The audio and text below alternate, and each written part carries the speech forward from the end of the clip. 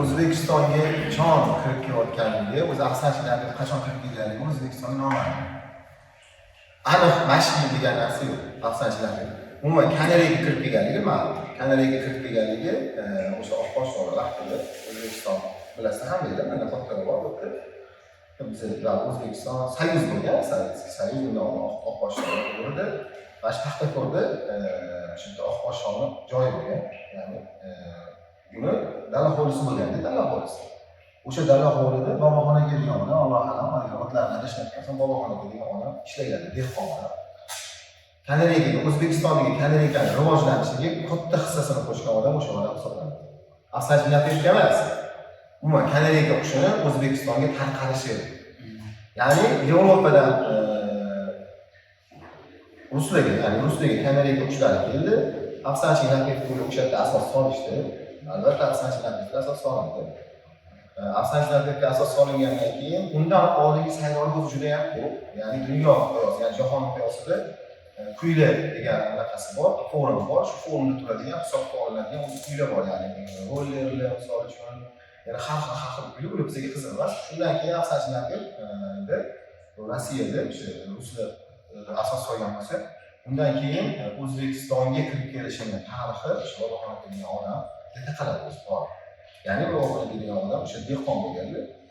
Bu dehqon odam qiziqib qarab, bog'ga qaraganlar, qushga qiziqadi, o'sha odam qush bergan. Shu bilan bitta model bergan, o'sha hududdan, ya'ni o'sha odamni dala hovlisidan chiqib ketgan edi. Ya'ni shu bilan O'zbekistonda Kanariyaga ko'payishni boshladi. Imini Kanariyaning rivojlanishiga o'sha odamning hissasi qoldi. Afsanachilarga mashinadan asos solindi O'zbekistonga, mashinadan rivojlandi degan narsaga hali hech kim to'xtalmagan. Bu bo'yicha men o'zim ham nima qilmayman. Va aniq ma'lumot yo'q. Mashinadan boshlanib keluvdi afsanachilar O'zbekistonga rivojlanib keldi degan ma'lumot yo'q hech kim qo'lida. Lekin qo'ldan qo'lga o'tib kelgan, og'izdan og'izga o'tib kelgan gaplar bor. Og'izdan og'izga o'tib kelgan, ya'ni o'sha O'zbekistonga kirib kelishdi va Kanariyaga o'sha boboxonaga degan odamlar tarqadi, ya'ni O'zbekistonga rivojlanish boshlandi. Ko'payib ketdi Kanariyaga qushlari.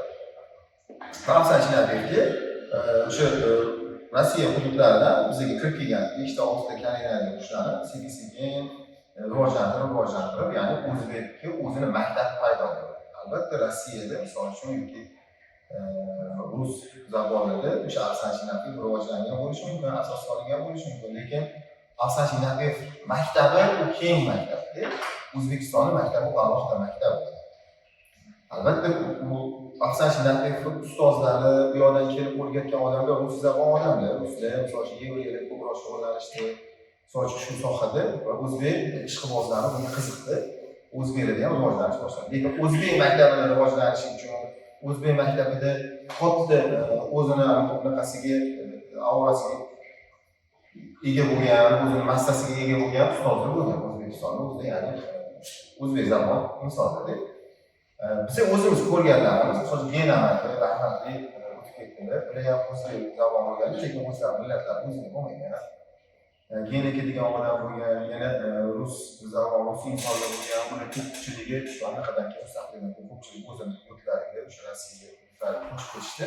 Shu bilan O'zbekistonda rivojlanish boshlandi. Lekin o'zbekning maktabi o'zi alohida tema, u alohida o'z maktabi bor, rivojlanish bo'yicha. Afsaniyada rivojlanish bo'yicha o'zining alohida maktabi bor. Men taniyman, konkurs men qaraganlarim, ularga ham kimlardir ustoz o'rgatgan, Sulton aka degan odam bor, Faxriddin aka, misol uchun Mahmud aka degan insonlar bor. Lekin ularning o'zlarining yo'nalishlari bor. Lekin Kanariya olamida o'zini anaqasiga ega bo'lgan inson Faxriddin aka, sababi juda ham ko'p ustozlardan o'rganib kelib, konkursni rivojlanishiga o'zining hissasini qo'shgan. Men tanigan odamlar, misol uchun Burxon aka bor edilar, Toyir aka bor edilar. Alloh rahmat qilsin, o'tib ketdi. Yana ko'p yosh kattalar eslolmayman ismi bilan. Juda ham Ro'shan aka rahmatli bor edi, o'tib ketdi. maktabni o'zbek maktabida rivojlantirgan odamlar hisoblanishadi. Ya'ni o'zbek maktabida bizgacha yetib kelyaptiki o'sha maktab. Endi har bitta ishqiboz bitta yorib chiqadi, o'sha o'zini maktabini yo'lga qo'yadi, o'sha ketidan nimadir qilib tarixda qoladi. Tarixda qoladi. Lekin haqiqatdagi ishni men o'zimdan kelib chiqargan bo'lsa, haqiqatdagi konkurs o'tkazish yo'l-yo'riqlarini o'rgatgan inson.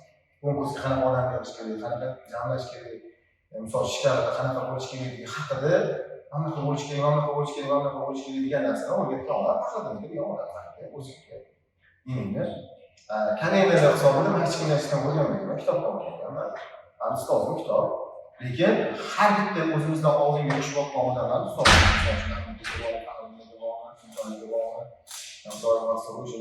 Bahodir aka bor, bizlar yosh qoldi, misol uchun Toyir aka rahmatli bor. Har bittaligini uylariga borib, bitta dona kalendar uchun bir kunda kamida 3 ta odamni yig'ib olamiz. Bir kunda kamida 100 kilometrlar bosgan shahar ichida. Mashinada 100 kilometr, 150 kilometr qo'lga boramiz. Bu odam bunaqa kalendar deydi, bu odam bunaqa kalendar. Lekin ikkala yoshi katta odamlarning fikri ikki xil chiqqanligi uchun biz o'zimizni yo'limizni topishimiz kerak bo'lishi. O'zimizni yo'limizni topish uchun biz ko'proq o'qiymiz. O'zimizni yo'limizni topib, meni ro'shan qilib o'zini yo'lini topib oldi, o'zini maktabiga ega klub hisoblanadi. Misol uchun 10 yildir, 12 yildir yoshdir. Kimdir uchun katta uzoq muddatdir, lekin bu mehnat uzoq muddat tuyuladi bizga. Ular uchun qisqadir misol uchun, lekin o'zimizni maktabimizni yaratib oldik bu bo'ldi. Ungacha yetib kelgan insonlarda har bittasida maktabda demoqchi emasman, ustozligi nomxo'rlik qilishyapti, lekin har bittasida qanaqadir kamchilik bilan kamchiligi bilan yetib keldi. Kamchiligi bor.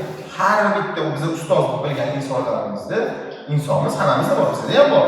Lekin mukammal maktabni yaratish uchun ko'proq ishlashimiz kerak, ko'proq harakat qilib jamoa bor. Bitta mana emas, men ham juda ham ko'plab odamlar turibdi. Mana xil insonlar bor, o'sha afzalchilarga ko'proq o'qiydiganlar, mana o'sha narsani yetkazib turadigan odamlar bor. Internet bor, misol uchun YouTube bor, Facebook bor, har xil forumlarda qatnashadigan insonlar bor, oramizda. O'shalar orqali ko'proq ilmga ega bo'lishimiz mumkin. Lekin maktab O'zbekistonning o'zini maktabi kuchli maktab. Sababi rus zavod maktab bor, ruslar maktabi bilan bizning maktabni solishtirsak, hozirgi vaqtda ham, ya'ni bemalol aytaman, ruslarda tug'ildi afzalchilarga bizda yashayapti. Endi O'zbekistonda yashayapti. Qirg'izistonda emas, Qozog'istonda emas, Tojikistonda emas, endi O'zbekistonda yashayapti. Hozir O'zbekiston, Tojikistonda ham tojik millat do'stlarimiz ham rivojlangan, o'zini ishlaydi, lekin ko'proq ruslardan olishga harakat qiladi o'zining narsasini. Lekin o'zbeklar hech qachon ulardan oldi. Shu bog' tarixini oldi, o'sha tarixiga qarab turib o'zini maktabini yaratdi. Shu boshqa gap bo'lishi mumkin emas edi. Sayloli bo'yicha keladigan bo'lsa, har bitta saylov haqida ma'lumot kitoblarda yozilgan. Uni hozirga kelib turib biz ruslardan olishimiz shart emas. 50-yilda yozilgan kitoblar bor, 56-yilda yozilgan kitoblar bor, 54-yilda yozilgan kitoblar bor.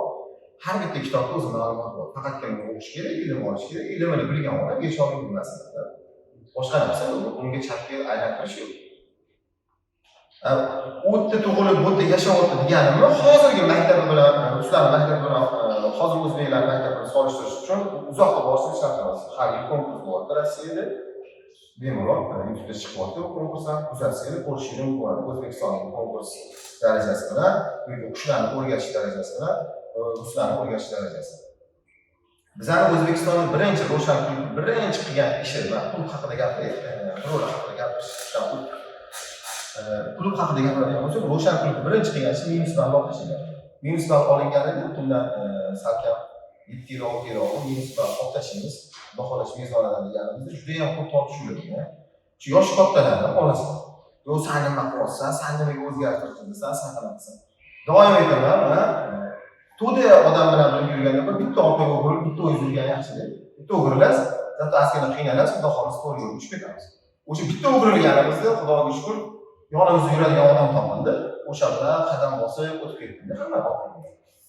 Lekin klubda baholash mezonida juda ham ko'p kiritgan, baholash mezoniga juda ham ko'p o'zgartirishlar kiritgan klub Ro'shan. Hozirga kelib eng zo'r baholash mezoni ham Ro'shan klub mezoni hisoblanadi. Liboy qushchi bilan, Liboy qushchi tushunadigan, Liboy qushchi baholay olmayman degan odam Liboy bilan Mana shu ro'paramga keladi. Va saylov haqida ham, misol uchun, baholash mezon haqida ham nimaga bunaqa bo'layotganligini keltirib bera oladigan darajada aqlimiz bor. Xudo xolisa, qilayotgan narsamiz ustafdan chiqmayapti. Afsanchi Naqiyev ustafdan chiqmagan holda, Afsanchi Naqiyev tarixidan chiqmagan holda tushuntirib beradi. Ya'ni har bitta ro'shan qilingan ustafdagi ishlari tarixdan chiqadi. O'sha eski tarix bo'yicha ketyapmiz. Muzlavskiy plan edi, ya'ni Dindonskiy plan chiqdi vaqtiga. Va o'sha planda Dindon qo'yildi. O'zi Antonio Kareninaga kiradigan bo'lsa, Antonio Kareninaga kiradigan son Dindon. Lekin biz imini Dindon eng kuchlisi deb oldik va o'sha mezonni ushlab ketishga harakat qildik. Bu bilan biz minutga kirib erishdik. O'zbekistonda Dindonlik kuchlarni ko'payishiga erishdik. Minus balni olib tashladik. O'sha vaqt yosh xotinlarimiz voy nima qilsan, nega o'zingni olib tashlaysan, nima san'atdan kelib degan gaplar bo'lgan. O'lmagan, o'lmagan bo'ldi. Bo'ldi, yo'q olamiz. Kerak emas bizga. Sababi planda sayramagan. O'sha musobaqa g'olib bo'ladi. Ben planda sayragan ketaveradi. Agar biz minus balli, ruslarni baholash mezoniga qarab turganimizda qarang, biz o'zimiz maktabimizni qachon yaratamiz? Bugun yaratmasa, ertaga yaratmasa, bizning yoshlarimiz yaratadi. Biz yaratish xohladik, bo'ldi. Kerak emas bizga. Agar biz minus balli olib tashlamagan bo'lganimizda, xuddi ruslarga o'xshab, bizning baholash mezonimizda minus ball turardi. Birak kuchga misol uchun nechasi minus 3 ball derdik, 27 ball yetgan qushlar minus ballar aylandik. Qush o'yinda o'ynaveradi, konkursda g'olib bo'lish mumkin bo'ladi. Sababi minus ball shkalasi turadigan bo'lsa, baholash mezonida demak birak bor qushlar konkursda qatnashib qo'ygan to'g'rimi? U huquqqa ega bo'lganligi demak o'rin olishgan. Bizlar nimani chiqarib birak kuch chiqarib ya'ni minus ballni chiqarib baholash mezonida va konkursda birak kuchi o'yindan chiqarib oladigan. U vaqt juda ham ko'p shu narsalarga juda ham savollar bo'lgan menga. Yo'q, nima kerak deb to'g'ri narsaga erishganimizni mana endi bilamiz. Zato minus ball yo'q, birak kuch kam. Ruslarda hozir ham minus ball bor, birak kuch musobaqada yutishi mumkin. Ruscha ko'radiganlar, ruscha ko'p kuzatadiganlar, YouTube'da konkurslarni ko'radiganlar biladi. Minus ball bor deb, misol uchun ball to'playdi, minus qiladi, kuchi g'olib bo'lishi mumkin. Endi shu joyga yana bitta savol ana shu muhokama bo'lib kelyapti. Bizning ishqimizdagi O'zbekistonda istiqomat qiluvchi fuqarosiga ya'ni anaqasiga ideya hisobida Rossiyada olish shartimiz. O'zimizning maktablar, o'zimizning yaratib qo'ygan to'g'ri ustozlardan kelindi, ma'lumotni Ro'shan jamoasi bilan harakat qilib, misol uchun va mana hozirgi to'siq maktablardan to'rtinchi yaratib bo'lmoqchimiz. Ya'ni tarixdan chiqib ketmadi. Qo'ygan savol endi demak, hozir Rossiyaga taqqoslab klub ochishimiz yoki qaysi davlatda shop berishimiz bu holatdagi nima deysiz? Hozir men aytamanku, imini Ro'shan klubi maktabga yaratib qo'yadi, ortiq uchun qolishimiz kerak emas. Ishqibozlar ham ortiq uchun qolishimiz emas. Biz ham shu maktabda bo'lagimiz. Bir chorakini yaratgan bo'lsa kerak, o'zimizga ham katta baho beraylik. Bu 50 yil, 60 yillik maktab O'zbekistonga kirib kelganligi uchun, afsanchilarga kirib kelganligi bir kamida 50 yil, 60 yil. Har qo'lga chiqqanda bor, xohlasangiz ko'rsaman. 1800 nechinchi yilda chiqarasiz. Demak, o'sha yil konkurs bor O'zbekistonda hatto. To'g'rimi? Salkam 100 yil, 70 yil, 80 yillik konkurs ketyapmiz. Demak, shuncha yillik maktab bor O'zbekistonda o'sha rivojlanib bo'lgan. 1908 turibdi, bu yoq 86-yilmikan, bu yoq 81-yilmikan, bu yog'iga qaysi yilligini qo'yib ketadigan qilib yozib qo'ygan. Orda mana shunday katta shkalada eski sarg'ayib ketgan. Demak, salkam 60 yil, 70 yil, 80 yillik maktab 100 yillik maktablarga ega davlat turibmiz. Biz yana qachongacha ruslardan olishimiz mumkin? Voy, anaqa bo'lyapti, voy, mana bunaqa bo'lyapti. Yo'q, bo'lib turganda deydi. Biz o'z beramiz. Davlatchi emasman. Lekin O'zbekistonning o'zini maktabi rivojlanib bo'lgan. Bizga kerak emas bu yoqdan ularga anaqa qilish kerak, mana qilish kerak. Ular chiqasiz. Birinchidan, o'zi ikkinchidan Rossiyada chiqdi degan gap ham o'zi to'g'ri emasmi? Kim aytolmaydi shuni?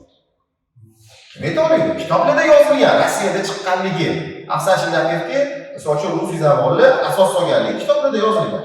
Endi bitta gap aytaman, sizlarda kitoblarning ko'pini Ukraina, Belarusda yozilgan. Kitoblarning ko'pi Ukrainada, Belarusda sotiladi. Nega Rossiyada sotiladi? Ana e'tibor bering. Ruscha zamonda chiqargan, ruscha zamonda asos solgan-ku. Xo'p, lekin tarixda shunaqadir, kitobda shunaqadir. Kitobda oladigan bo'lsa shunaqa. Lekin bitta narsaga e'tibor bering, oldingi vaqt soyuz bo'ldi. Salkam 20 ta davlat o'sha soyuzning asosi bo'lgan. Soyuzniklar bo'lgan. Qozoq, Qirg'iz, O'zbek, Tojik, Belarus, Ukraina hammasi ketdi, ular a'zo bo'lgan. Endi tarixga qaraydigan bo'lsa, Ukraina aytadiki, afsonchilar, biz asos solganmiz, ular o'zini aytadi. Belarus aytadiki, biz asos solganmiz.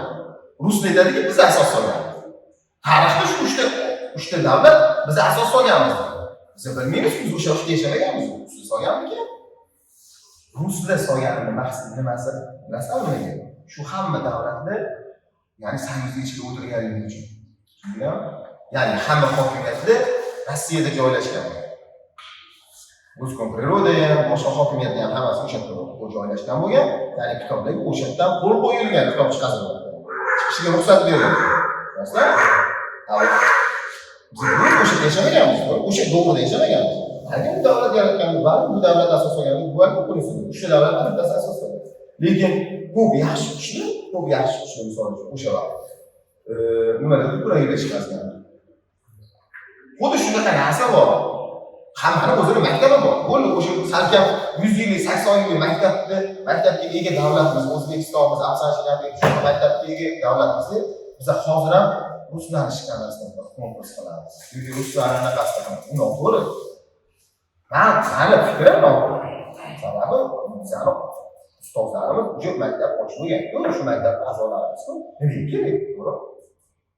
Shu o'zi SSR yaralishidan oldin SSR yaralishidan oldin podshohlik paytida slavyalar bo'lgan. Slavyalarda rus, ukrain, belarus degan narsa bo'lgan. O'sha paytdan beri rivojlanib kelgan o'zbekistonlik taraqqiyotlar. SSR paytida shu Ruskom priroda ochilgandan keyin shu kitoblarga ruxsat berildi o'sha vaqtda. O'shanda yozilishni boshlagan kitoblar bor. Tarix o'sha vaqtdan boshlanyapti. 1800-yillik kitoblar manimcha yo'q. U yo'q. Rus belarus yozdi degani bu o'sha SSR paytida hukumati o'sha bo'lgan hukumat Belarusga, Ukrainaga, Rossiyaga o'zi tarixda ham ruslar ochgan deyishlar yo'q. Slavyalar esa agar asos solgan desa ochgan emas, asos solgan. Demak faqat ruslar emas demoqchiman. Slavyalar shu fikrni bildirdim. Demak ruslar emas demoqchiman. Uzoqroq qaraydigan bo'lsa, buni tarixi o'zi uchta anaqaga qaratishimiz kerak bo'lyapti-da. Iminni. Ruslar deyishimiz ham balkim noto'g'ridir, balkim boshqa asos solgan. Slavyalar esa manimcha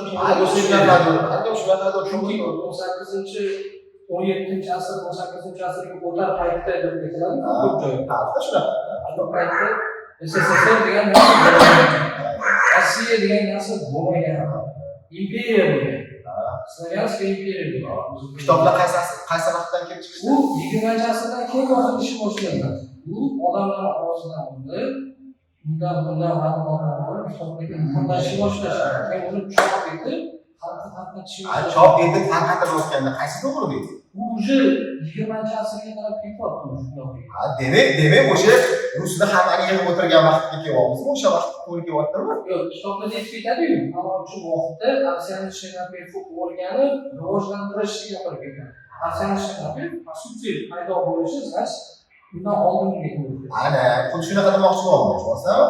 Ya'ni xuddi shunaqa hozir aytmoqchi bo'layotgan narsam tarixga qaraydigan bo'lsa, imini ruslarga taqalmaydi tarixi. Biz u tarixda yashab ko'rmadik, lekin kitoblar chiqadigan, kitoblar bizning qo'limizga yozilayotgan davr ruslar, ya'ni rivojlanayotgan, boshqarayotgan vaqtga to'g'ri. Hokimiyatda o'sha yerda rivojlanayotgan, hokimiyatda o'sha yerda o'tirgan vaqtga to'g'ri kelyapti, to'g'rimi? Demak o'sha vaqtdagi kitoblarni yozishayotganda biz o'zbeklar agar o'sha yerda o'tirganligimizni asoslanib, o'zbeklar asos solgan yozib olgan bo'lishimiz mumkin edi-ku. To'g'rimi?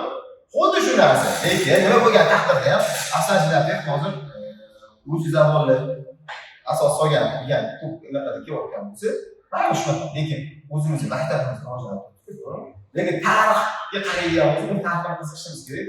Sababi tarix asoslanib imini ruslardan oldinroq rivojlanib keldi, asoslanib og'izdan og'izga o'tib, kitoblar yoziladigan vaqtda o'sha hammamizni boshqarib turadigan davlat bo'lib qoldi. Xuddi shunaqa narsa. Tarixni hamma o'zi bilganicha yozadi. Hamma o'ziga yaxshilab yozadi. Xuddi shunaqa narsa. Lekin afsus nimaga kimniki bo'lishi bizga qiziq emas. Qaysi millat? Bizga esa o'zbek millati. Rossiyaga bo'lsa Rossiya millati. Ukrainaga bo'lsa Ukraina. Belarusga bo'lsa Belarus millati. Qaysi qush sevadigan ishqiboz bo'lsa o'sha boshqa gap yo'q. Biz shu qush sevamiz, shu qushlarni sevamiz. Ular sanikiydi, manikiydi, aniga qarab qilishi kerak degan narsa yo'q. Sababi O'zbekistonda salkam 80 yil, 100 yil o'z maktab bor, shu maktabni o'zini rivojlantirib, shu maktabni o'zini ushlab turishimiz kerak. Bo'ldi shu. Yana nima deyishimiz mumkin? O'zi taraflar yaxshi tushunmadi. Xudo xohlasa, ularning shikara to'g'risida ham shunaqa nechinchi yillarga borib ustozlardan ko'chib kelingan holat ko'chib kelgan o'sha asos solinib hozirgi paytda o'tiydi ya'ni o'sha endi shkala bo'yicha baholash mezoni bo'yicha gapingiz bo'ldi. Baholash mezoni bo'yicha keladigan bo'lsam qisqa vagon deb qo'ydilar. Maqtanish emas, o'sha baholash mezoni eng zo'r. Eng yaxshisi, eng maqbul. Kim nima desa. Yo'q, bunda xatolik bor deydigan odam liboy ro'paramiz. Liboy qushchi ro'paramizga kelsa, biz nimaga bu eng zo'r hozirgi davrda eng zo'r baholash mezonligi haqida tushuntirib beramiz. Sababi u tuzilishda ko'pchilik bo'lganmiz, ko'pchilik maslahatlashganmiz. Lekin baholash mezonida oldin agar ko'radigan bo'lsak, trayning, puli, misol uchun o'sib, afsankadan keyin stanoy galera, undan keyin sinitsa, undan keyin bo'y mana shunaqa narsalar ketgan edi, kash edi. Kash bo'lgan o'sha vaqt misol uchun. Hozir ham shunaqa baholayotganlar bor. Lekin ro'shanqulov nima qildi? Endi hozir baholash mezoniga ro'shanqulov va a'zolari asosan. Ortiqcha gap bo'lishi mumkin emas. Yana o'zlarining borgan chaynash mumkinligi bo'lgan. Lekin endi ro'shanqulov o'zi asosan. Bu ro'shanqullovni baholash mezoni hisoblanadi, hozir baholanayotgan mezon. Shu mezonni baholayotgan sudya o'zini qiynamasdan turib baholaydi. Trayning Vayning puli, roz, afsanki, ketib yo'lda sinitsalardan keyin nima keladi? Samay kalima keladi, yadroy kalima kelyapti. To'g'ri? Bo'ldi. Kuy o'zi 3 ga bo'linadi. Boshlanishi, o'rta qismi, yakuniy qismi bor. Bizning baholash mezonimiz ham xuddi shunaqa usul. Bo'ldi, boshqa muammo yo'q. Qushimiz qanaqa qo'yamiz zapisga? Xuddi o'sha o'zini zapisdan olib turib baholash mezonini yasagan. Shunday trayning kelyapti, divayning puli kelyapti, o'sib ketyapti, qo'shimcha afsanka ketyapti, to'g'ri? Sinitsalar ketyapti. To'g'ri? Keyin stanoy kalima. Uni stanoy kalima afsankadan qo'yib qo'ydik. Baholash mezoniga qarab o'ynaymiz. Endi shu o'zini saylashiga qarab turib, baholash mezoniga yasaymiz. To'g'rimi? Bu eng zo'ri, eng maqbuli, eng qulayi shu. Ro'shanqulov anaqa deb, anaqa hali gapirishligi mumkin. Misol uchun YouTube'ga joylasanglar, gapirishligi mumkin. Lekin eng zo'ri ham, eng qulayi ham, eng maqbuli ham shu. Shunga baholagan odam yutqizmaydi, shunga baholagan odam chalmaydi. Tushunasizmi? Qushni oxiriga tushib turib, yana o'rtasiga chiqib baholash uchun. Trim bo'y tushib keladi, taqolish. Mana shu savol bersa bo'ladi. Baribir ro'shanqulov shu shkalaga asos soldi. Eng to'g'riligini bilamiz. Misol uchun kelaversa mana xatosini kesin deyapsiz-da. Hop. Ro'shanqulov o'sha aytganingizdek 100 yillik tarixdan asoslanib turib tuzilgan to'g'riligi. Misol uchun to'g'rimi? O'sha tarix O'zbekiston maktablarida misol o'sha yaralgan tarixlarga asoslanib tuzilganda, to'g'ri? Demak, faqat ro'shanqulov o'zini ideyasi emas, bu ya'ni shu maktablar ro'shanqulovni ustuni tarixga asoslangan. Afsonchilar tarixga asoslangan. Lekin baholash mezoni ro'shanqulov shaxsan o'zini ideyasi. Bo'ldi, shaxsan o'zini. Yana bitta hurmatli ishqibozlarga ham shu joyda to'g'rilib o'tib ketamiz. Biza asosan baribir O'zbekistonda bu narsachilarning yo'nalishi trayning sayroq ishlab boqadigan barcha ishqibozlarni o'ylagan holatda, ya'ni 9-10 yil bo'ldi, adashmasam, shu ro'shanqulov faoliyatimizda jamoa bilan birgalikda ishlab, endi shuni yetib o'tish kerak.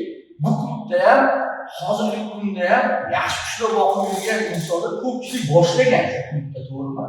Hozirgi kunda ham misol oldingi payt mana kimlar kirib, kimlar o'rganib, misol uchun kimlar to'g'ri deb ilgarigi siz bilan jamoada ishlagan joylari borda. Misol agar ta'qiblarni yig'adigan bo'lsa. Misol, endi nedirga chiqqandan keyin bu noto'g'ri deyish ham to'g'ri emas. Misol uchun, demak, o'sha klubni shkalasi ham o'sha tarix, ya'ni O'zbekistonga klub kelishidan 100 yil kelgusi mehnatlariga asoslangan, ustozlardan ko'rib o'rganilgan, kitoblardan tasdiqlangan o'zini ilmini joy-joyiga qo'yib, jamoa bilan demak shu narsani tasdiqlab qo'ydi. Mana shu joyda adashib ketishimiz kerak emas, hurmatli ishqibozlar, chunki bu tarix hammamiz uchun endi именно o'shan mazhabimizda yoki mazhabimizda degan holatda bu narsani klub degani bu ya'ni hujjati bor tashkilot degani. Hujjati bo'lgandan keyin o'zini ustavi bo'ladi. Ustavi bo'yicha bemalol ishlab olishi mumkin. Xohlasa advoyi kalimalar boshqa bo'lib qo'yishi mumkin. Frankni pasga shuni qo'yish mumkin. Xomkarlarga ko'p shuni qo'yish ham mumkin. Shuni uradi, shu istiyotdan. Hozir hamma har xil gap gapiradi, hamma xohlagan narsa bor-ku. Mumkin. Lekin endi baholash mezonimiz bo'yicha men aytaman, eng zo'ri, eng yaxshisi shu baholasi eng maqbuli shu. Shunda baholagan odam kimdir? Hozirgi baholash mezonlarining eng yaxshisi. Sochi Ukrainadan o'zligi, sochi Belarusdan o'zligi, lekin o'sha ustundan chiqib ketmagan holatda tuziladi tashkilotlarda, ya'ni klublar o'zini ustundan chiqib ketmagan holatda tuzgan. Lekin hamma xohlagancha tuzishi mumkin, bunga hech qanaqa potensiya yo'q. Sochi lekin baholash mezonining eng zo'ri, menimcha eng qulay bo'lgan shu. Bu o'zimizning eng ro'shan qilib o'zini egasi. Bunga na tarix, na boshqa narsa ustundan chiqmaganmiz, lekin ideya o'zimiz. Ko'p ideyalarimiz bor. Xalqqa singdirib bo'lganmiz. Judayam zo'r ideyalarni singdirib olganmiz. Hozir o'ylaydi xalq, misol uchun Afsan Shinatbeyev demoqchiman. Xalq degan. Afsan Shinatbeyevning xalq ishqibozi bu o'zi eskitdan bo'lgan. Hozir gapirasiz, bu o'zi tarixdan bo'lgan. Qachon bo'lgan? Qaysi tarixdan bo'lgan? Siz shu tarixga javob bera olmaysiz. Tarix o'qimagan. Lekin bu o'zi eskitdan bo'lgan. Qachon bo'lgan? 10 yil oldinmi, 20 yil oldingi tarixmi, 3 yil oldingi tarixmi, qaysi tarixdan bo'lganligini o'zi bilmaydi. Imini uchun o'sha klubda ko'rgan narsalarni o'zi bo'lgan deb o'ylaydi. Sababi o'shandan ko'rgan, o'sha klubdan ko'rgan narsalar. Shu sabab. Tushunarli. Yaxshi. Yana bitta savolimiz bor, o'sha shkala bo'yicha. Albatta ishqiboz zapsiyasi bor. Hamma yasashi mumkin ekanidek, hamma har holatda chiqarishi mumkin. Yangi sayrov, eski sayrov degan narsa bor. Unga to'xtalib o'tsangiz, keyin ikkinchi savollar shunga svязкасы bor. Yuqori darajali kalimalar, ikkinchi darajali kalimalar, uchinchi darajali kalimalar to'g'risida tushuntirish berib o'tsangiz. Qarang, o'zi sayronni haqida gaplashamiz. Sayrol 3 bo'lib o'rganadi. Ya'ni kuy 3 ga bo'lib o'rganadi. Hali ikkiga yuqori. Boshlang'ichi, ya'ni boshi, nachaladi, o'rtasini va yakuni. Kuyni ikki qismdan iborat bo'lgan. Tushundinglar? 3 ga emas. 2 qismdan, ya'ni nima bor? Ustun kalimalar, ya'ni birinchi ovoz, ya'ni ovozni 2 ga bo'lib bo'lgan. Birinchi ovoz bor, ikkinchi ovoz bor. Birinchi ovozga, ya'ni o'sha kuyligi nimalar ustunlar hisoblanadi. Aksankalar, trayniklar, misol uchun hatto zapevkalar, aksankalar, misol uchun argoylar, buni ustun, ya'ni o'sha birinchi ovoz. Qolgan hammasi ikkinchi. Uchinchi kuy degan narsaga asoslanadi. Demak, durgi degan joyga to'xtalib o'tadi. Hop, durgi degan joyga to'xtalib o'tadigan bo'lsa, u durgi degan nima degani? Ha, prochi degani. Endi boshqa. Yo'q, boshqa tur emas. Ya'ni o'sha turni o'xshash. Tushundingizmi? O'sha turni o'xshash. Misol uchun, Большой Sinitsada sippa-sippani biz Большой deb olamiz, to'g'rimi? Большой Sinitsa. Lekin Большой Sinitsani faqatgina sippa-sippa degan kuy yo'q, yana boshqa kuy bor Sinitsa. O'sha kuy kelib qoladi. Biz uni o'rmonda eshitganmiz. Tog'da bor eshitganmiz. O'sha kuy keladi, lekin Большой Sinitsada misol uchun sippa-sippani belgilab. Tushundingizmi? Belgilab. O'sha har bitta kubletlar bor. Misol uchun Sinitsalar turi, afsankalar turi, misol uchun stanoy kalimalar turli shkala asol qo'yaylik. Ana o'shanligini hakkasi prochi bor. Misol uchun Sinitsaga tegishli kuy aytyapti, xo'sh, lekin biz nima qila olmadik? Angla olmadik. Tasho yetdimi, Visenga yetdimi, nima edi? Prochiga, ya'ni Sinitsaga o'xshash kuyligi uchun prochiga belgilaymiz. Prochi shuning uchun. Prochi shuning uchun bor. Biz u prochi nimaga bilasizlar? Prochi studiyalarni addeshga qilish uchun. Tushundingizmi? Addeshga qilish uchun o'sha bor. Tegi durgi kalimalar bor. Ya'ni o'shanga o'xshash kalemalarni keyin belgilab olishligimiz uchun bor. Именно parchoyda sipa, lekin sipaga ham o'xshatmadi, sifaga ham o'xshatmadi. Lekin uni sinitsa etganligini bilib turibmiz. Lekin qaysi kuyligini bilmayapmiz. Demak, oq yo'q bo'libdi. Parchoy emas, sen emas, oq yo'q. Kurочка kerak. Ya'ni sinitsani o'xshash kuy. Shuning uchun belgilangan bu tegirlik kurочка emas. Bu короче studiyalarni takpak deyishga ham o'xshash. Hammasi yozuv, ikki barobar yozishimiz kerak. To'rtta kalimalarni qilib ichkariga o'xshashlarini kurочка belgilab qo'yamiz. Shuning uchun chiqaradi. O'shaning uchun kerak. Boshqa narsa uchun emas. Endi mana yana bir savol tug'ilib qoldi. Asalchilar aytganingdek shu yuqorida umumiy shunaqa hisoblanmoqda. Endi Nabiyev deganda o'zi o'sha tasdiqlarni shkala bo'yicha olib chiqilgan kalima. Yo'q, Nabiyev degani kuy degani. O'sha endi baribir shu kuy ichida ishlatayotgan kalimalarni kalima. Endi o'rmondan to'g'ridan-to'g'ri kuy bo'yish keladimi? Xo'p, endi kitoblarga to'xtalamiz bu narsada. Kitobda xuddi shunaqa yozilgan, balki ozgina so'zlarni adashishim mumkin. Tog'da, bog'da sayrayotgan qushlarni kuylarini to'g'ridan-to'g'ri ko'chirib o'tkazishlik bu ishqibozlar tomonidan past qadrlanadi deb yozilgan. Balki ozgina so'zda adashgan bo'lishi mumkin, lekin ingliz shunday yozilgan. Past qadrlanadi. Bu degani to'g'ridan-to'g'ri listoy kalimalarni to'g'ridan-to'g'ri ko'chirishlik, baholash mezonida past baholanadi. Baho olmaydi degani emas, past baholanadi. Yana bitta narsa bor. Umuman afsonchilik Nabiyevda deyilgan, o'zi tarixda afsonchilik Nabiyevda, ya'ni kanadalik qushlarning o'zlarining kuylari bo'lishi jozibadordir deb yozilgan. Jozibalidir deb yozilgan. Balki shunaqa jozibalidir deb yozilgan. Sababi kanadalik qushlarning tog'da bog'da sayragan qushlarni olib turib, aranjировка qilib qo'yilishi bu kanadalik qushlarning o'zlarining kuylari hisoblanadi. Shuning uchun to'g'ridan-to'g'ri qo'shilib u past ball oladi, baholash mezonida, lekin ball olmaydigan emas, past ball oladi. Boshqacha yo'q, gap yo'q. Ishqibozni ham o'shanga qarab, shkalaga qarab tuzgani afzal. Misol uchun to'g'ri. Demak, kuyi bo'yicha ekan, diskurlarni, misol sinitsalarga ko'pda, sinitsa ekan, kuyi bo'yicha 10 talar, 5 talar qo'yish mumkin. Lekin men bitta past qadrlanmadan aytib o'tishim zo'r bo'ladi. Ya'ni qadrlanadiganlarni qo'yganimiz shu domlalarni berganimiz bor. Endi meni afsonchilik berishimiz o'zida. Afsonchilik berib qo'yganimda faqatgina afsonchilarni o'zini qo'yib turib, qo'yganini o'qib qo'ysa ham bo'ladi. Lekin kuy jozibasini yo'qotadi. Kuyni o'zi umuman jozibasi. Biror tasavvur qilaylik, tren sayrona bilan emas. O'zi bitta narsa tren deyapti, ko'pchilik. O'sha odamdagi bitta savol, bu tren degan so'z o'zi nima degani? Nima uchun ishlatiladi? Trenni o'zi ma'nosi nima? Ana o'sha ma'nosini bilib olishimiz kerak. Tren so'zini o'zi ma'nosi. Tren sayronaga e'tibor berishimiz kerak, tren bo'lish kerak deyapmiz ko'pchilik. O'zi uni ma'nosi bor. Uni nima uchun ishlatilishligi haqida ma'no bor. O'shani ma'nosini yozib olasiz sizni YouTube'ga joylaganingizda, anaqa kommentariyada ma'nosini topsiz. Lekin jozibani nimaga beradi? Sinitsaga beradi. Ko'tarilish, pasayish, o'sish, o'sha narsalar joziba beradi. Lekin afsonchilar bo'lganligi uchun, afsonchilar ustun bo'lganligi uchun, afsonchilarga ko'proq e'tibor berishimiz kerak. Bu degani e'tibor berishimiz kerak degani afsonchilarni qo'y degani emas. Sifatli afsonchilarni qo'ygin degani. Buni oldin o'zi tushunib olaylik. Afsonchilarni ko'paytirish degani emas, sonini ko'paytirish emas. Afsonchilarni sifatligini qo'yish degani. To'g'rimi? Aniqlaygan afsonchi qo'yishyapti shularimiz. Ikkita afsonchi bilan to'xtab qolishyapti. Mayli qo'shilib, qo'shilib. To'g'rimi?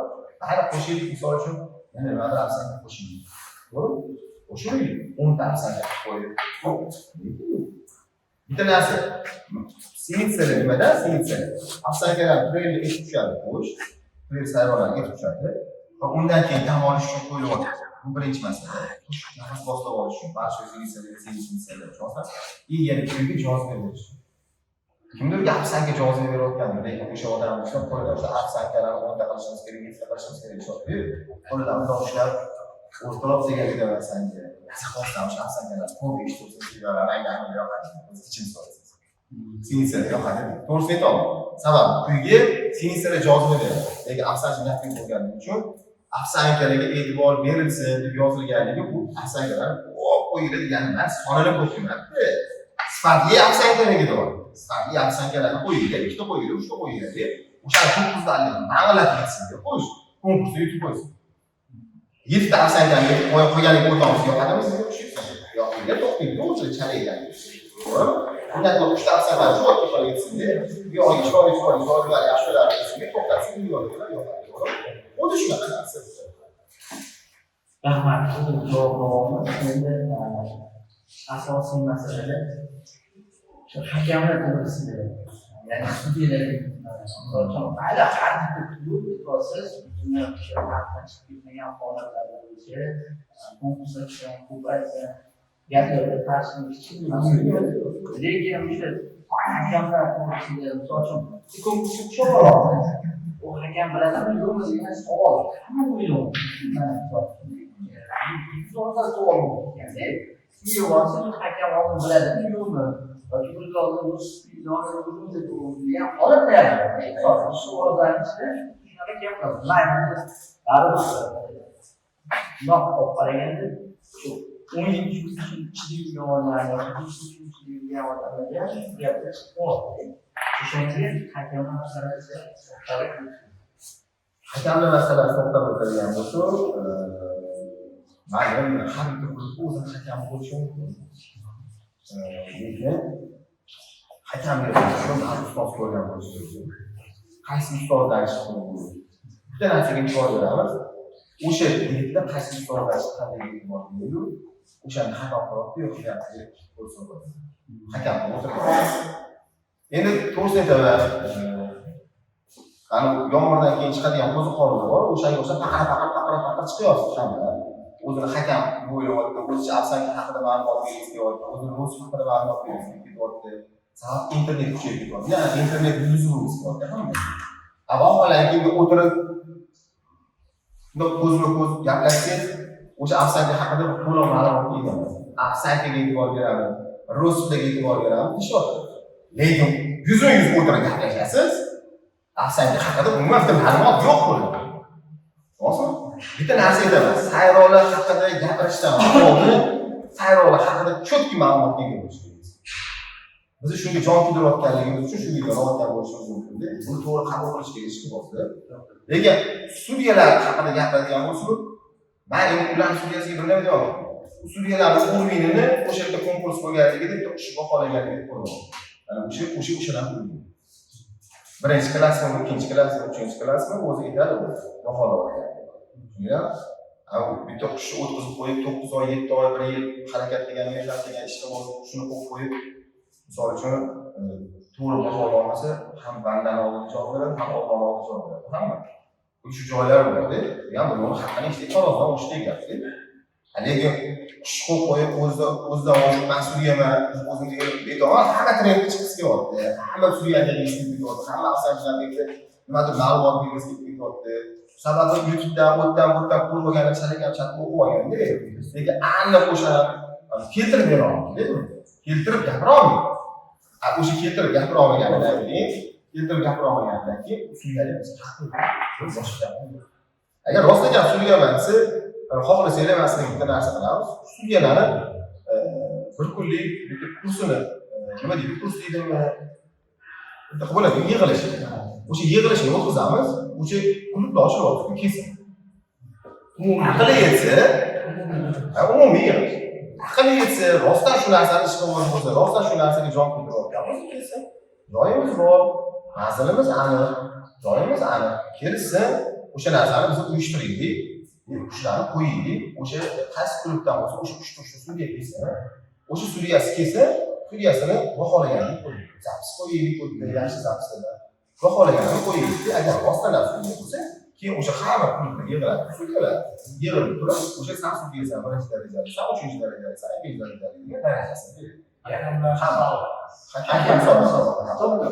musobaqasini respublika darajasida. Umuman dunyo darajasida uyushtirib berishga aqlimiz yetadi, ro'shan. Keladi, mehmon qilib dunyo bo'lishi kerak. Dunyo afsanchilarga ishga bosadi. Tojikistonlik birodarlarimiz bor, qozog'istonlik bor, qirg'izistonlik birodarlarimiz bor. Lekin u sudyaman deydigan, men o'zim sudyaman, men shu yo'l tushunaman deydigan odam o'zi kelsa, bir kun pulini berib joy tashkil qilamiz, o'sha yerda sudyalar musobaqasini o'tkazamiz. Mana muammo hal. Juda zo'r taklif bo'ldi. Xudo xohlasa bu narsani yoritishga harakat qilamiz. Albatta, misol uchun hamma odam o'zini bilib oladi, misol mayli, eshitmagan bo'lsa yana hozir tayyorlarsan, misol Uyati yo'q. aytganingizdek ishqibozlarni mehnatidan oldinda javob berish bor. Dunyoda bo'lgan Allohning javob berishi bor. O'shaning uchun har ishqiboz mana hamiyatlar aytganingiz yaxshi ishlamadi. Lekin buni hamma bilan kelib bo'lsa ustozlardan chaqiramiz, tomoshabin bo'lib kelib o'tirishni, shu narsani Xudo xohlasa qilamiz. Keyingi shu yana savolda именно hozir anaqilarni tushundik, hakamlarni tushundik, uyushtirish masalalaridan tushundik. Taklif. Mana har qanaqa o'zini man deb anaqa qilgan bo'lsa, yana atroflari bor, misol uchun ishonchli odamlar bor, misol uchun ishqiboz o'zini bilishi kerak. Hamma o'ziga yarasha muxlisi bor. Muxlis deylik, hamma o'ziga yarasha muxlisi bor. O'sha muxlislarni oldiga aytaman, o'sha klub, kameraga qarab aytaman. Kim o'zini klubman deyotgan bo'lsa, kim o'zini sudyan bor deyotgan bo'lsa, kelsa sudyalar musobaqasini tashkil qilib berishga tayyor. O'tiramiz, tashkil qilamiz, bu ustoni sudyaligi qanaqa darajadaligini bemalol o'sha yerda o'zini bilan qanaqadir kimdir ustozlik bilgan odamlar bor. O'sha ustoz degan odamlar bilan kelsa, o'sha ustoz degan odamlar ham halol bo'lib, misol uchun mana bu qiygan ilmiy mana qiygan diyonlik odamlar bilan kelsa, muammo yo'q. Taklif. Shu savolni aytib qo'yingizmi? Endi bu videodan aniq shu savolga to'xtalishadi ish bo'ldi. Hamma haqli ishlaydi degan narsa asoslanadi. Bormi? Yo'q. Hamma bir xil ishlashi kerak. Hamma haqli ishni qanaqa? Asoslanadi, baholash mezonida yoki kitoblarda har bitta kalima bo'yicha nazariy va amaliy keltirib qo'yilgan. Mana shu sensa qanaqa etish kerakligi, afsanga qanaqa etish kerakligi, sensa qanaqa etish kerakligi. Bo'ldi. Hamma bir xil ishda bu narsani. Kuy bir xil. Eski sayro, yangi sayro degan narsa o'sha eski narsalar, faqatgina yangi yoshni chiroylashtirib, yana yangicharoq qilib qo'yilgan. Lekin o'sha eski o'sha vaqtdan eski o'zgarib qolmagan. O'sha barcha sinitsa, o'sha dodamni o'rnida ham o'sha barcha sinitsa edi. Hozir o'shaning o'rnida o'sha barcha sinitsa. Bo'ldi. Oti o'zgarmagan uni demak, to'g'ri? Demak, etish ohangi o'zgaryapti-ku, lekin o'sha anaqa. To'g'ri? O'sha sinitsa o'zgarmagan ishlami, lekin har xil eshitadi degan narsa bu noto'g'ri. Eshitish qobiliyati har xil bo'lishi mumkin. Lekin kalyalar har xil eshitmaydi. Kalyalar boshqa eshitish qobiliyatida xatoli bo'lishi mumkin. Yoki ustunroq bo'lishi mumkin bittasi. Bo'lishi boshqa gap yo'q. Demak, Akrom aka, men Bashosini eshitolman, siz nima eshitasiz? Akrom aka, men Mesel eshitolman degan holatda. Ular holat yo'q. Sababi asosida bu o'sha harflar bilan. Harflar bilan aytib mana shu holatda uni ham so'z mana javob oldim. Shunaqa harflar bilan bir xil o'tib o'zgarib ketadigan narsa yo'q. Baholashni manasasi bo'lishi mumkin. Baholash bezon. Shu yerda Faqat o'sha narsani ishtadi, shirali ishtadi. Lekin bir xil narsani ishtadi. Baholashni aytganda balandasi bo'lishi mumkin. Lekin kalendrda bittasi boshqacha, bittasi boshqacha eshitmaydi. Aniq narsa. Bunaqa narsalar yo'q. Shunaqa to'g'ri aytyapsiz. Bu baholashda har xil baholashi mumkin. Eshitish qobiliyatingiz o'sha yerda qobiliyatingiz bor. O'shanga lekin kalendrni ikkalamiz ikki xil eshita olmaymiz. Sababi kalendr o'zi bitta narsa. Zo'r. Hop, ishqibozlar tarafidan ham savollar bormi? Ruxsat bersangiz, xurlab o'tdi. Ochilganligi Xudo xohlasa bu yerda qolar edingiz. Ravshan klubini nomi shunaqa to'g'rimi? Ravshan klubini asosiy vazifasi nimadan iborat? Bu birinchi. Ikkinchi, bugungi kundagi maqsadi qanaqa, kelajakdagi maqsadi qanaqa? Shuni bo'yicha qisqacha to'xtalib ketsangiz. Ravshan klub jamoasi bilan o'tiribdi. Biz jamoasi degani bu jamoa emas. Jamoa juda ham katta bizda. Endi qanaqa kengash a'zolari o'tiribdi hammaga. Ya'ni hakamlar gruppasi a'zolari o'tiribdi. Shu kengashda shular ish yuritishadi ko'proq. Hujjatlar bo'yicha Abdumalik aka, hakamlar bo'yicha Umar aka, Ulug'bek aka, misol uchun Jaloliddin ukamiz turibdi, Sanjar ukamiz turibdi. Yordamchi ukalarimiz misol uchun hammani o'zini vazifasi bor. Birinchisi. O'sha klub xudo xolasa 17-fevral kuni 2017-yil ochildi. Va keyingi yil xudo xolasa 10 yil bo'ldi. O'sha klub konkurs o'tkazayotganiga salkam 13 yil bo'ldi. O'sha klub gruppasi ochilganiga ham salkam 13 yildan oshdi. Shunaqa bo'ldi. Klub rasmiy bo'lganiga keyingi yil 10 yil bo'ladi. Xudo xolasa bu yil 9 yil bo'ldi. O'sha klubni boshlanishidan o'zini rejasi bor edi. Kelajakda ham xudo xolasa rejasi bor, Allohga o'rnatishdi. O'sha klub O'zbekiston Respublikasida Afsanchiy Naqiyevni faqatgina to'g'ri yo'lga qo'yish va o'zini maktabini tashkil qilish, o'sha klub o'zini ishlaydigan jarayonida, ya'ni kuylar yaratish, misol uchun qushlarni chiqarish va qushlarni umuman Afsanchiy Naqiyevni rivojlanishidagi yo'li faqatgina bitta. Ya'ni Afsanchiy Naqiyev O'zbekistonda o'zini maktabiga ega va shu yo'nalishda rivojlantirish kerakligini bilamiz. Boshqa narsani biz bilmaymiz. O'sha klub hozir juda ham ko'plab ishlar qilgan. Uni men hali aytdim sizlarga. Uni hozir aytsam o'zi bo'lgan bo'lishadi. Lekin u bo'lmagan, o'zi qilgan. O'sha klub qo'ygan uni, odamlarga shunaqa singib ketdi, bo'lgan. Bitta dona qilgan ishimiz o'sha klub Afsanchiy Naqiyevni o'sha ustozlardan so'rash kerak sizlarda. Afsanchiy Naqiyev o'ladi. Shu o'lganida o'sha klub tug'ildi. O'zbekiston Respublikasida Afsanchiy Naqiyev 0 darajaga tushganida o'sha klub tug'ildi. O'sha klub Afsanchiy Naqiyevni hozir shu darajaga yetkazdi. Hamma oldida ochiqcha aytaman. O'sha klub bolalari Emin Afsanchiy Naqiyevni shu darajaga, sizlardagi ishqibozlar ko'payishiga, dunyo ishqibozlar ko'payishiga erishgan klub Ro'shan klub. Ro'shan klub yana nima deydi? Sayrodagi kalelalarni, sayroq qushlarni ham narxini to'g'rilab bergan klub Ro'shan klub. Hamma narsa moliyaga taqaladi. Ro'shan klub o'zining ichidagi narx-navo ham katta va to'g'risini aytaman. Yosh bolacha narxlab o'ynab yurmaymiz. O'ynasa rostdan o'ynaymiz, rostdan ishqibozlar bilan o'ynaymiz. Haqiqiy ishqibozlar bilan o'ynaymiz. Xuddi shunday. O'sha klub nimaga narx-navoda ham baland deb savol berishadi? U ham bo'ladi. Ular savol o'zingga ham berishadi. Sabab tushunadigan odam bo'ladi. Kalanglarni dona tushunadi, qo'liga beradi, mana shu kishi boqqan deydi, shuni ketdan sanga kuch chiqadi. O'sha kelib to'g'ri kuch chiqadi.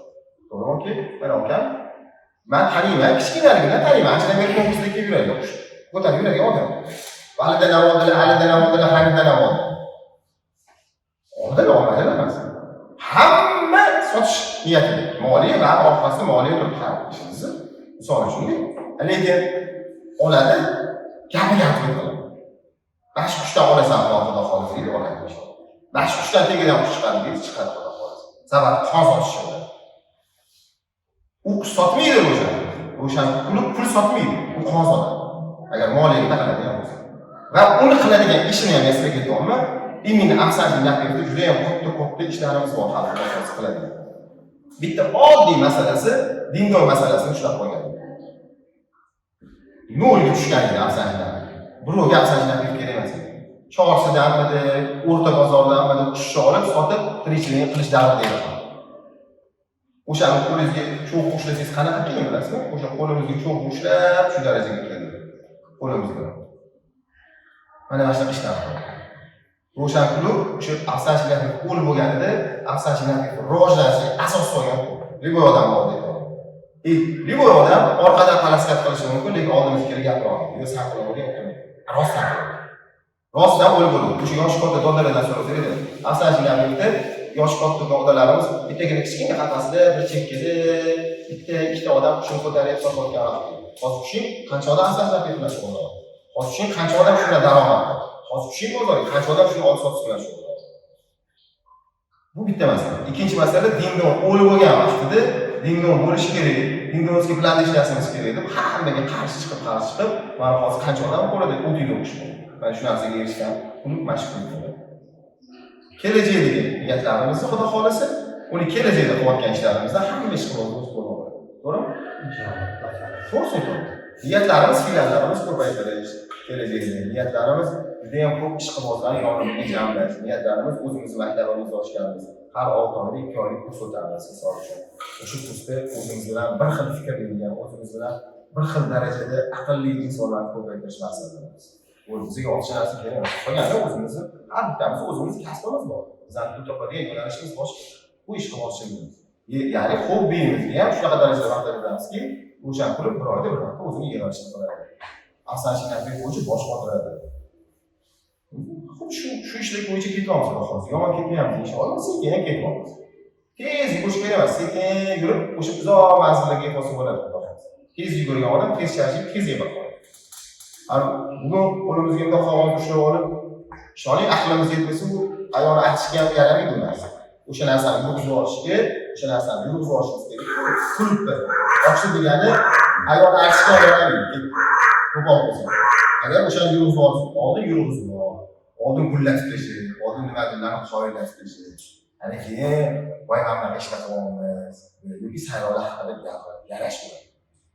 Bu vaqtgacha yarashmaydi. Ben aniq aytaman shunaqa, ochiq ol. Shu aka. Yana savolingiz bo'lsa beraman. Qancha savol bo'lsa javob bera oladigan darajada aqli butun, farosati butun insonlarga o'tirib qolasiz. Bizning savolimiz bo'lsa, bering. O'sha qilib Ro'shan klubda aytib haqiqiy do'stona inson qanaqa bo'lishi bilmaydi. Bunga sekin pauzasiz javob beraman. Ro'shan klub Afsonchilik yo'nalishida eng do'stona, eng to'g'ri yo'l ko'rsatadigan, haqiqiy ishqibozni qabul etadigan klub. Va a'zolari ham juda samimiy do'stona. Agar Ro'shan klubga kirmasa hech kim kirmaydi. Agar Ro'shan klubga kirsa, Ro'shan klubga ham haqiqiy joy. Ben shunaqa klub deb bilamanki, jamoaga shunaqangi durishlik-ku, mehr-oqibat, jigarlar. O'zimni baladi klub a'zolari bilan qachon gaplashdik biz, do'stona klub vakillari hammasini hurmati bor. Bozorda o'shamizning choyxona, tog'lar har doim birgamiz. Meni Ro'shan Azimatov ustoz to'g'risida aytadigan bo'lsam, men birinchi shu klub ochish masalasida yonlarga kelganida akamlardan guvoh bo'ldi. Nima maqsading deganlarda, afsonchilikga mehnat qilish. Shuni yoningizda shu iminiy kurs jarayonlarni o'rgatsangiz, yoningizda shu narsalarni o'rganib, shu biz ham klub qilib, ya'ni o'sha pul ishqibozligi shu islatayotgan narsalarni yoningizda bilganlikda sonra klub qilib yurgizish maqsadlarida aytganlar. O'sha paytda ham aytgan, O'rta Osiyo bo'yicha saylov masalasi bo'yicha bemalol. Do'stona ishga tepishga chaqirmayman. Bemalol bu afsonchilik bitta yo'nalish. Mana shu narsalarni qiladigan bo'lsangiz, hech qachon misol uchun o'zing nepravильно qo'shilib, kimlarnidir ergashtirib, noto'g'ri ketmaysan. Yutuqni shu deb aytgandik. Bu narsalarga men amin bo'ldim. Misol uchun, Ro'shan klub shu narsalarni olasiz. Misol uchun, do'stona har doim yaxshi maslahatda, yaxshi o'qituvda shu Bizda aytamiz, mana aytayotgan aka, biz oilamizda ham bittamiz siz o'zimizni oilamiz bor. Bu o'zimizni oilamiz. Bu ham bitta oila. Har bittamiz aytamiz, bizga ikkita oila bor. Biz o'zimiz bir-birimizga oiladek qaraymiz. Oilada katta bor, aka bor, uka bor. Misol uchun oilaning boshlig'i bor, lekin to'y hashamda akamga va ukamga to'y bo'lsa ukam. Ishimiz yuzasidan men boshliq bo'laman. Boshliq deyishadi, rais deyishadi misol uchun hamma. Lekin boshqa joyda ukam. Turaman joydan bilan. Boshqa ish qilib ketiraman. Qolgan joyda misol uchun konkurs va nafasi bo'lsa masalasi bo'lsa, nimadir masala bo'lsa, yo'q akalar mana bunaqa. Nimaga? Doim hattoda bitta bosh bo'lish kerak. Safarga chiqsanglar 3 kishi bo'lsa kerak, bittadan boshlaydi. Ya'ni 2 kishi bo'lsa kerak, bittadan bosh bo'laydi. Sabab bosh bo'lish kerak. Bosh bo'lmagan narsaning orqasi bo'lmaydi. Bilan bosh bo'lish kerak deymiz doim. O'zbekistonda ham xuddi shunaqa narsa. Boshdek bo'lish kerak. Boshdek hurmat qilsa o'zi yer bilan hisob ketadi. Alloh yuqori qilganini bandasi qila olmaydi. Alloh yuqori qilganini bandasi yuta olmaydi. Xuddi shunaqa narsa. Bizlar aytamiz, har bittamizni o'zimizning oilamiz bor. Bizda har bittamiz ikkita oila bor. Oilamizda hangimiz ham kerakmi? Kerak emasmi? Kerakini o'zimizga qabul qilamiz, jonimizni ham beramiz. Har taraflama. Xizmat taraflama ham, qo'shasam, to'g'rimi? Qancha muammolar o'tadi uyimizda ham. Har bitta taraflama o'tamiz. Bo'lib bizning kuchimiz izoda turish yo'q.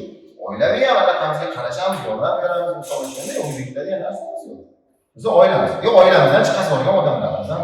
Bizni oilamizni o'rgatgan odamlarimiz ham oilaga xiyonat qilgan bo'lishi mumkin. Oilaga xiyonat qilgan odam bizni kechirmaydi.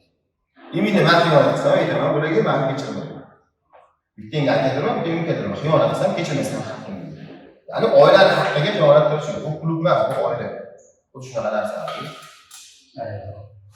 Sizlarga ham shuni qilinglar. Oila bo'linglar. Klub emas, oddiygina klub bo'lib qolsangiz tarqalib ketish oson. Oila bo'lish kerak. Oila bo'lganlar shuning uchun yurib turadigan. Samarqandda choyxonaga turadi.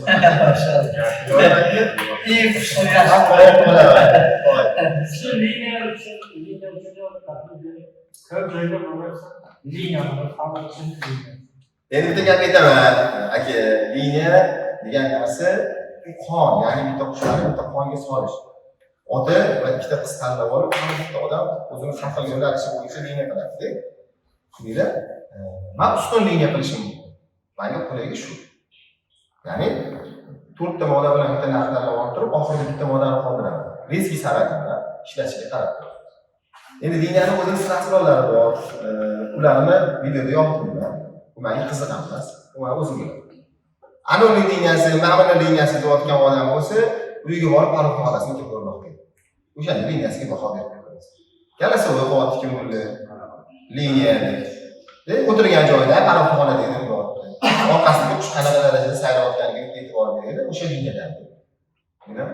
Liniya beganadan qush olinmaydi. Faqatgina bitta oilani aylantirilgani bu liniya. Liniyaning ichidan bitta qonni chiqarib olish, u qortillash deb yoziladi o'z kitobda.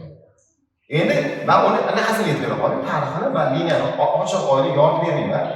Bu meni sirim, barchaga yorishni tarixi bitta ishqiboz, qush ishqiboz bo'lib qoldi o'sha vaqt. U genetika bo'yicha olim hisoblangan.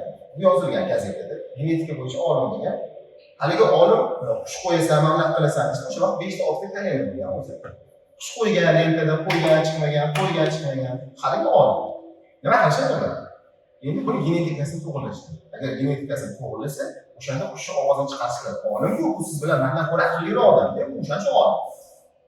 Endi nimaga e'tibor berish kerak bo'ldi?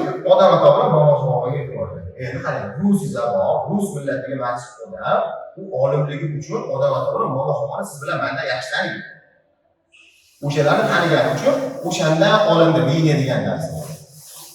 Bitta ota-onadan bitta o'g'il, bitta qiz tug'ilgan, bitta ota-onadan bitta o'g'il, bitta qiz tug'ilgan.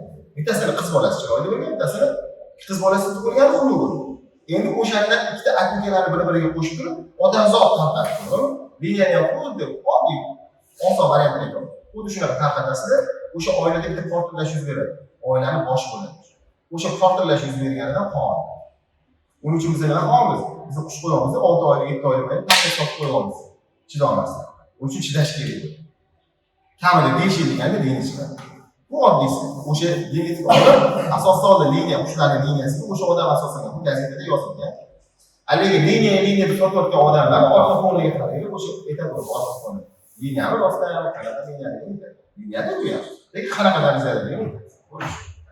Keyin o'sha qismagan savollarga yordam savol. Kimnidir liniyalarni sotadigan ish bo'lsa, shuni shaxsiyatda demoqchimisiz? Shunaqa savol shu ham. Shogir, liniya pushti sotadi. Misol uchun. Endi bitta gap aytaman, keling. Liniya chiqaradigan odam birinchidan jurnal tutadi. Ikkinchidan oyog'iga nomer taqadi. O'sha nomerni jurnalga yozgan bo'ladi. Uni otasi kim, onasi kim deb yozgan bo'ladi, to'g'rimi? Sizni bilib olishingiz uchun falonchi misol uchun o'shaga liniyasiga ish yozdi. Oyog'ida kapsula turibdi. Yo'q. Falonchilik kapsula so'rayaptimi? O'shani oyog'i oddiy plasmas kapsula turibdimi? Demak, bu liniya. O'shani plasmas kapsula bilan ajratib bo'lmaydi. O'shani bolalarni Bularga gapirasiz. bolalarni olib, bolalarni liniya deb sotishmoqchi. Hop, ota-onasini birga olgan bo'lsa, onasini otasini olgan bo'lsa, o'sha odamning liniyasidan yeyishga haqqi bor. Lekin otasi bilan onasini kapsulasi turibdi, to'g'rimi? Bo'lsa otasi bilan onasini ishga haqqi bor. U o'lgan bo'lishi mumkin, 3 yildan keyin sotayotgan. Lekin aqlli odam o'sha o'lgan qush kapsulasini yechadi. Tasvir yechadi, olib qo'yadi. Endi nima shunaqa? Nima kimdan qilsa, o'sha odam qonidan olgan bo'lsa, o'sha narsani isbotlashim uchun o'zimga isbotlashim uchun o'sha. Liniya, konsultantlar bu har bitta ishqiboz o'zini emas. Buni o'zi bilish kerak, bu o'zi uchun faqat narsa. Kimga sotish uchun emas. Tushunarli. Har bir videosi. Shunaqa, bugungi anaqalarni xudo xohlasa zo'r yakunladi inshaalloh. Joyiga sog' bo'lsin. Ishqibozlarga Bo'ladi. Xoliq deylarmi? Bitta oling qiling yoki savol javobimizni yakunlaymiz. Kim bor? Nimaiki oling. Qoling.